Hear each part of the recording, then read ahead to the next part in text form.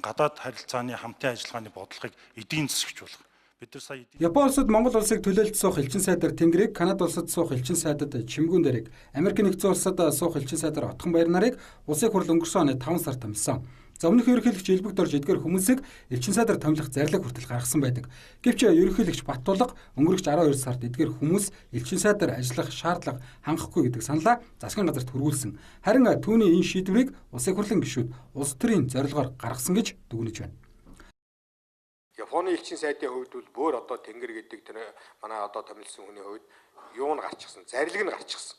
Одоо ганцхан ерөнхийлөгчээс нөгөө итгэмжлэг суух хүч гэдэг юм л одоо хүлээж байгаа очоод тэрийг итгэмжлэг суухсаа Японы засгийн газарт байдаг юм тэнд нь бариад ингээд явахд л бэлэн байгаа. За гэтэл ерөнхийлөгч бол энэ асуудлыг одоо шаардлага хангахгүй хүмүүсүүд гэдгээр одоо ингээд хойшлуучаад ингээд хүлээлгээд байгааг бид нар үнэхээр ойлгохгүй байгаа.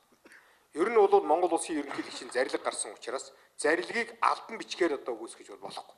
Энэ бол Монгол улсын их хурл шийдвэрээ гаргасан, ерөнхийлөгч шийдвэрээ гаргаад гадаад орнуудаа явуулсан. Хэрвээ одоо тэр нь өвчнгүйгүй л тэр зарлигаараа өвчнгүй болд юм уу гэдэг асуудал ярих болохоос шүүл энэ нэг засгийн газар их хурлын хооронд албан бичиг шийдчихэд ингээд суугаад байдаг асуудал биш ээ. Энэ дээр Монгол улсын ерөнхийлөгчийг ойрын үед бас тодорхой анхаарал хандуулж энэ гурван элчин сайдыг томилох байх гэж найдаж байгаа. Япон улс бол Монгол улсын хувьд чухал хөршөөнийг Америк нэгдсэн улс, Канада зэрэг орнуудаас бидэнд суралцах зүйл маш их бий. Зуг нь үнэхээр элчин сайдаар томилогдох хүмүүс туршлагагүй, шаардлага хангахгүй байсан бол ерөнхийлөгчийн ажлын алба хэд хоногт судлаад хариугаа ирүүлчихсэн баймаар бүтэн 7 сар судалж байж 3хан элчинг тавигдах шаардлага хангахгүй гэсэн тайлбар хэлсэн төрийн тэргүүний саналыг юу гэж ойлгох ёстой вэ? Яг илт факт нь гаргаж тавьж чадахгүй. Тэгсэн мөртөнгөө нэг тийм улс төрийн өнгөстэйгээр ингээд татгалзаж байгаа нь бол миний буруу хаалт гэдэг өнцгөөс харж байгаа. Тэгээс парламентын шийдвэрэн гаргацсан. Тухайн улсууд нь хүлээж авна гэдээ зөвшөөрлөө ирүүлчихсэн байгаа. Энэ одоо конституцийн модчдыг одоо явуулахгүй байгаа асуудлыг эргүүлээ зөвхөн улс төрийн намын өнцгөөс харж өөрсдийн намын томилны үлэмж ёс зүйн хамгийн дээд зэг гэсэн үг байхгүй юу? Тийм учраас ийм ёс зүйн үйлдэл хийхгүй хаа Монгол улсын ерөнхийлөгч байна да.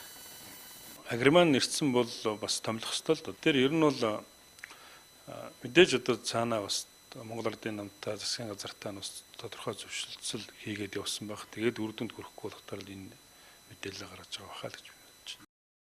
Гадаад харилцаа бол улс төржиж болдоггүй. Мэргэжлийн дипломат албаны хүмүүс энэ үүргийг гүйцэтгэх учиртай. За Монгол улсын ерөнхийлөгчид элчин сайдуудыг томилох онцгой эрх нь бий. Харин төрийн тэргүүн энэ эрхээ улс төрийн зорилгоор ашиглаад байна уу? За хэдийгээр тус 3 оронд өмнөх элчин сайдууд нь үүргээ гүйцэтгэж байгаач тухайн улсууд нь зөвшөөрчгээд байхад дараагийн элчин сайдыг нь томилохгүй байгаагаараа бид л муухай харагдаж байгаа юм а.